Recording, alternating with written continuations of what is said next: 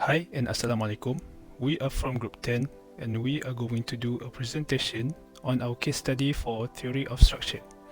And this presentation is dedicated to Associate Professor Dr. ARIZU bin Sulaiman and Dr. Nur Hasanah binti Abdul Shukurim. First of all, I'm going to introduce our team member, starting off with our group leader, Muhammad NURUDDIN bin SHAHROM, and then Muhammad FAISAL bin IBRAHIM, Muhammad ADIB Adam bin Makno, HAMZA BUGTI, and HAZIQ HAQIMI bin ZULESHAM. And then we move on to the introduction. What is a beam? A beam is a structural component that resists loads primarily applied laterally to its axis. It is an element designed to carry primarily axial load, would be a strut or column. Its primary method of deflection is bending, and reaction forces are produced at the beam support points as a result of load placed on it. As a result of all the forces acting on the beam, internal stresses, strains, and deflections of the beam are caused by shear forces and bending moments within the beams, and beams differ from one another in terms of how they are supported, their profile, the shape of their cross-section, equilibrium condition, length, and material. And beams are typically used to describe structural elements in buildings or civil engineering where the beams are horizontal and support vertical loads. Beams, however, can be found in any structure, including machine frames, aircraft parts, automobile frames, and other mechanical or structural systems. Any structural component in these structures, regardless of orientation, and primarily resist loads that are applied laterally to the component's axis is considered a beam element. And as for this project, our team was elected as the specialist to act as the consultant to investigate the beam failure in a classroom of a private school in Johor Bahru. And we move on to the assessment of failure. So failure modes in reinforced concrete beams are classified into two major types, which are flexural failure and shear failure. Flexural failure happens when the applied load exceeds the flexural strength of the beam's material, while shear failure happens because the shear resistance of the beam's various materials is insufficient. While for this project, when an axial moment occurs, each cross-section of straight beam bends around its torsional center, creating a twisted beam or torsional beam. Assalamualaikum warahmatullahi wabarakatuh. My name is Muhammad Adam bin Makno, and I will continue this presentation for the detailing inspection. So before we start, first we need to know our beam. Our beam is a torsional beam, which is like it twisted. So we test it for like unrestrained beam under steel design test. So before we start our test, first we need to know the specification for the beam. First, the beam line given is 10 meter, and the design load is 12 kN per meter squared. So then we can calculate it for the support reaction, and we got the value is 60 kN, and also we calculated for the maximum bending moment, and we got 100 kN/meter. And then we check for the beam size and properties. Given the size is 356 times 171 and 51 UKB, which the steel grade is 275, and this is like the given properties which is got from the table in Eurocode 3. And then we check for the section classification. First we calculate the epsilon, and we got 0.92, and we know that the flange class is class 1 and the web class is class 1. Hence we can say that the section classification is class 1 plastic.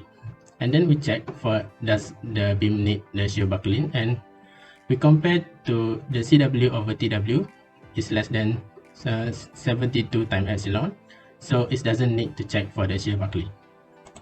And next, for the shear capacity, first we calculate the AV, and then we calculate the VCRD using the formula. Got the value of 319.1 kN, which is more than the support reaction, which is 60 kN, so the shear is adequate. And then we check for the moment capacity, which is the MC, and we calculated the MPLRD using the formula of WPLY times Fy divided by gamma MO, and we get the value of 246.4 kN/meter, which is larger than our maximum bending moment, so the moment is adequate. For the lateral torsional buckling capacity, using the formula given, MCR equal to this, and we got the value of MCR is 133.44 kN/meter. So from this MCR, we can find the non-dimensional lateral torsional azimuth, which is 1.36. The buckling curve factor alpha LT equal to 0.34. The XLT equal to 0.36, and is this less than 1, which is acceptable. And then we use XLT in the formula for the MBRD, which is XLT times W plus TY times Fy divided by gamma MO. We got 88.7 kilonewton, which is less than the maximum bending moment, so the lateral torsional buckling resistance is not adequate. And then we check for the deflection. So first we found the allowable deflection, which is L divided by 36. We got 27.78 millimeter. And then we calculate for maximum deflection using the formula of phi design load times length cube divided by 384 EIY equal, and we got the value is 75.6 millimeter, which is higher than the allowable deflection, which is not okay. So hence we know that the secondary beam 2AB and 3AB is not able to resist the lateral torsional buckling, which is make it twisted, and the beam also have a maximum deflection that is higher than the allowable deflection. Thus we opt to change the beam size or provide column or support for the secondary beam. That's all for me. Thank you. Assalamualaikum and hi. My name is NURUDDIN bin SHAHROM. Today I am going to explain about the structural design and analysis check. Okay, first of all, this is the beam. Okay, I am going to identify the number of columns needed to support the beam. Okay, from what I get in Google, the maximum length of span is 7.5 meter and the beam given is 10 meters, so we need at least one column to support the beam from bending. First of all, we use the method of a moment distribution method to check. For the first step, we must calculate the distribution factor. I use the table to calculate it, so the content of the table is joint, member, K, summation of K, and the distribution factor. Okay, for K, I use 3EI over L instead of 4EI over L because the beam is had the pin support at the end. That is why we use 3. And the distribution factor for member AB is 1, for BA is 0.5, BC is 0.5, and lastly CB is 1. For the second step, we must calculate the endpoint moment. Okay, our beam is like the figure, and the formula is the UTL times with the length square divided by 12. So we will get the fixed moment for AB is negative 25 kilonewton meter. For BA is positive 25 kilonewton meter. It is the same for BC and CB because the beam is just like in the figure. Next, step 3, distribution. I use the table to get the final moment. From the value that I get from step 1 and step 2, I can get the balance of all the members. And from the balance, I can get the carryover of each of the member. And to finalize the final moment, I need to make sure the balance is almost 0. And the final moment that I got is for moment A, B, and C, B is the same, that is 0. And also the moment at beam BA and BC is also the same, that is 21.4 kilonewton. Next, step 4, we must calculate the reaction. Okay, this is the diagram for beam AB1. We use the same equation, that is summation of moment at B1 is equal to 0, and we will get the reaction at RA is equal to 25.72 kilonewton. And we also use the summation of Fy equal to 0, and last we will get the reaction at B1 is equal to 34.28 kilonewton. It is also the same for the beam at B2C. The reaction at B1 is the same as the reaction as RB2, and it also the same for reaction at RA equal to RC. And last, we will get the reaction at B is 68.56 kilonewton. Lastly, from the value that we get in step 3 and step 4, we can draw the shear force diagram and bending moment diagram. Okay, from step 4, we get the reaction for each support, and from the reaction, we can get the shear force diagram or SFD. And from the step 3, we get the final moment. We can draw the bending moment diagram, BMD. Hello, Assalamu alaikum. My name is HAMZA BUGTI, and today I'll be talking about recommendations and improvement. The durability of structural steel structures is one of the advantages that makes them desirable for the construction of tall skyscrapers and bridges.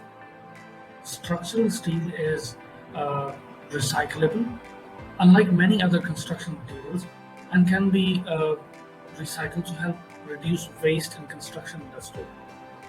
Construction cost is always important and is balanced against one or more other considerations deemed significant. However, sometimes economic considerations such as cost of disruption to building users or the value of contents to be seemingly protected can be orders of magnitude larger than the construction cost, thus leading is important. In case of long bridges, we would go for long span. For example, piers. At that point, some gap is kept in order to allow the release of stresses due to the expansion during summers. Now, if one end is hinged and the other end is a roller, then at the roller, due to the expansion, these stresses can be released very easily. It is essential that adequate stability and resistance are maintained during the temporary stage when the unaltered structure is subject to action at the time of strengthening, and when the magnified structure is subject to action at the final design configuration. It may be necessary to relieve an existing section of some of the stress by let's say propping or jacking before adding a new element. Care must be taken so jacking does not overload structure below. Steel design beams face some challenges such as maintenance cost and fireproofing, bulking, and susceptibility and fatigue. This kind of beam we need to improve during the design process. This section is subjected to compression and it's relative stocky, so it will be capable of developing its full plastic moment capacity. Thank you so much.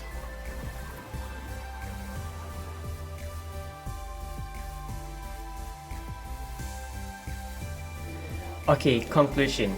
After our team has conducted this investigation through proper procedure, we get that the reason for the beam to twist is that when the beam is transversely loaded in such condition that the resultant forces passes through the longitudinal shear center axis, the beam will only bend.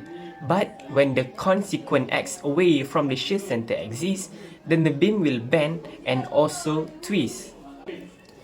Then the beam will then be subjected to stresses due to torsion as well as due to bending. Overall, lesson that we can learn from this tragedy is that civil engineer must properly design the appropriate beams for different situations and for different stresses. After detailed inspection, the beam can resist lateral torsional buckling and the maximum deflection is higher than the allowable deflections. Hence, the engineer must design a new beam for the private school. Thank you.